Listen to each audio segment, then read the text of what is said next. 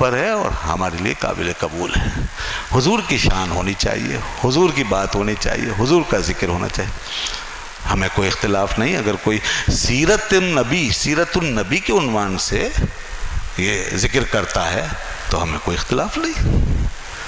اور اگر کوئی میلاد النبی کے عنوان سے کرتا ہے تو فبیا سرآنکھوں پر, وہ بھی سرآنکھوں پر ہے. اس لیے کہ میلاد النبی اگر ہے تو بھی حضور کی ذات مرکز ہے, اور سیرت کا عنوان ہے تو بھی حضور کی ذات مرکز. تو چلو تو صحیح اور کرو تو صحیح, کسی بھی عنوان سے کرو, کسی بھی انداز سے کرو, کم از کم اتنا ہی کرو جتنا کہ اپنے بزرگوں کے دن میں کرتے ہو. کم از کم اتنا ہی رکھو جتنا کہ یوم پاکستان آنے پہ 10 جھنڈے اٹھانے کے اوپر کوئی سوال نہیں کرتے کہ کہاں سے ثابت ہے.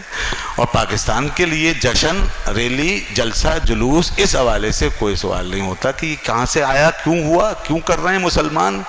رسول اللہ صلی اللہ علیہ وسلم نے مدینہ منورہ کی آزادی کا دن کب منایا تھا, یہ سوال ہونا چاہیے نا.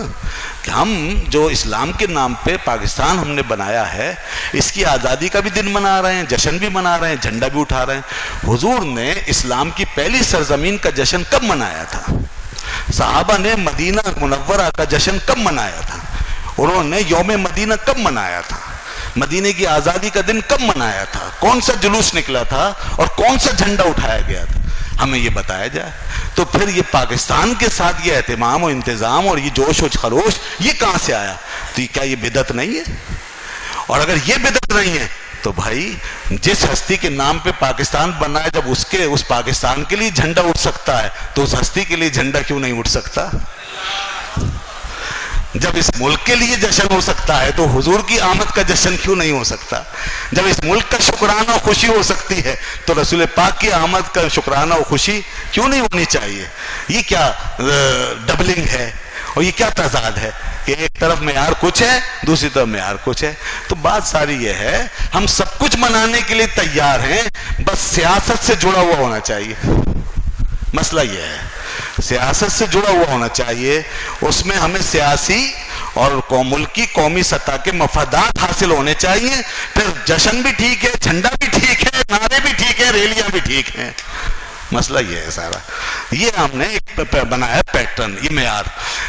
اسی طرح ہمیں وہ چیزیں ساری عزیز ہیں جو سیاست سے جڑ جائیں, بڑی شخصیتوں سے جڑ جائیں.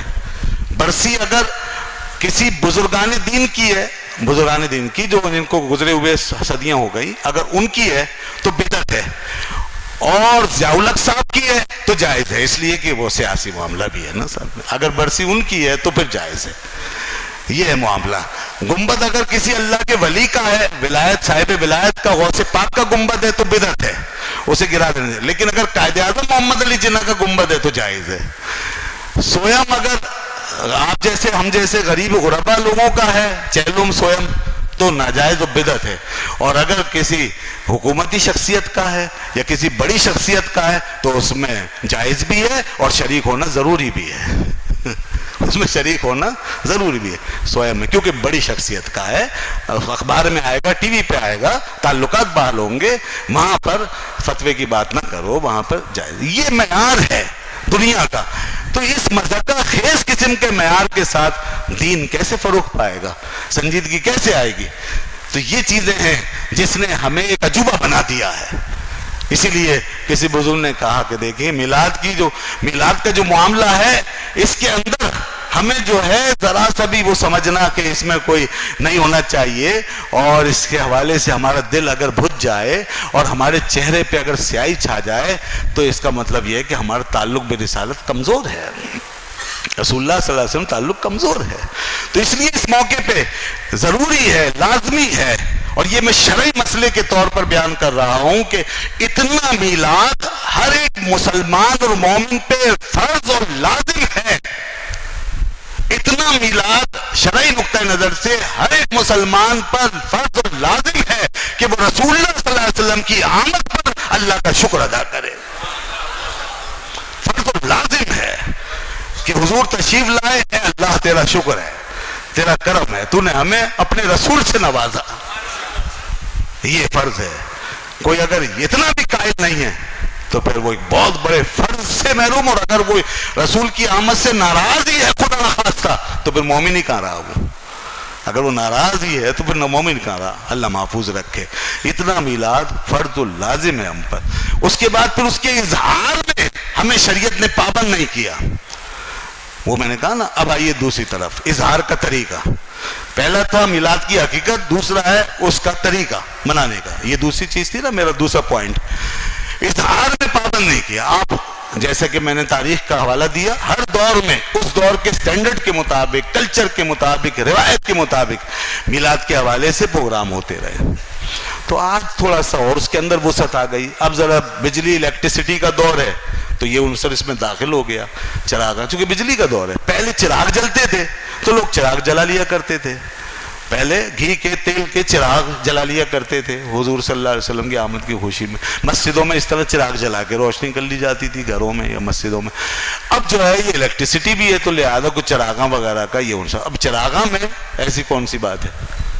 چراغاں کا جائز طریقے سے آپ نے حاصل کیا ہے, لیا ہے, اور بجلی کا بل ادا کیا ہے, چوری نہیں کی, جھوٹ نہیں بولا, دھوکہ نہیں دیا, کوئی مذائقہ نہیں.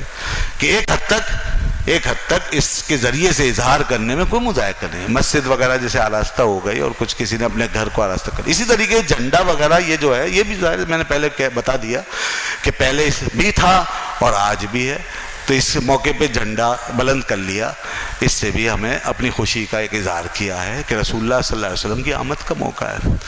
اسی طریقے سے جلسہ جلوس وغیرہ, جلسہ بیٹھ کر کے ذکر پاک کرنا, سبحان اللہ.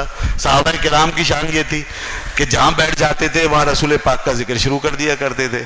ایسی حدیثیں موجود ہیں, فضائل سناتے, تو یہ بھی موجود ہے اس طرح. اور بلکہ پہلی میٹنگ یا کہیے آج کل کی زبان میں پہلا جلسہ, اور میٹنگ بھی آج کل کی زبان میں, یا کہیے پہلا اجتماع اللہ کے رسول صلی اللہ علیہ وسلم کے لیے, آقا دو عالم ختمی مرتبت کے لیے پہلا جلسہ یا پہلی میٹنگ معلوم ہے کب ہوئی ہے؟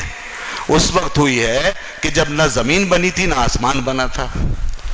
اس وقت ہوئی ہے. اور کس نے یہ میٹنگ برپا کی, کس نے یہ جلسہ یہ احتفال منعقد کیا تھا؟ یہ سب سے پہلے اللہ رب العزت نے بلایا تھا. یہ سب سے پہلے. اور کون لوگ شریک ہوئے تھے اس جلسے میں اور اس محفل میں؟ سارے انبیاء کرام کی روحیں جمع ہوئی تھی. اور اس وقت اس جلسے میں, اس میٹنگ میں اور اس احتفال میں کیا ہوا تھا؟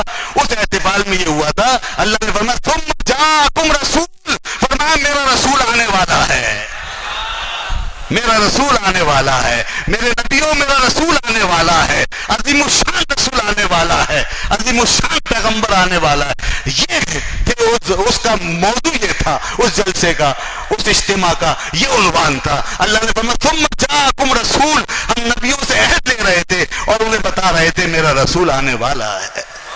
اللہ اللہ, یہ ہے وہ, یہ میلا, یہ پروگرام جو ہم کر رہے ہیں نا, یہ حضور کا ذکر, یہ وہاں سے چلا آ رہا ہے. اب کون انکار کرے گا؟ یہ تو قرآن ہے نا. اللہ فرماتا میرا رسول آنے والا, وہ آئے گا, اور پھر لَتُؤْمِنُنَّ بِهِ وَلَتَنْصُرُنَّ, تم میرے رسول پہ ایمان لاؤ گے اور ان کی مدد کرو گے. یہ وعدہ لیا, پوری آیت ہے وہ, بالو اسے پڑھ لیجئے. تو یہ ذکر وہاں سے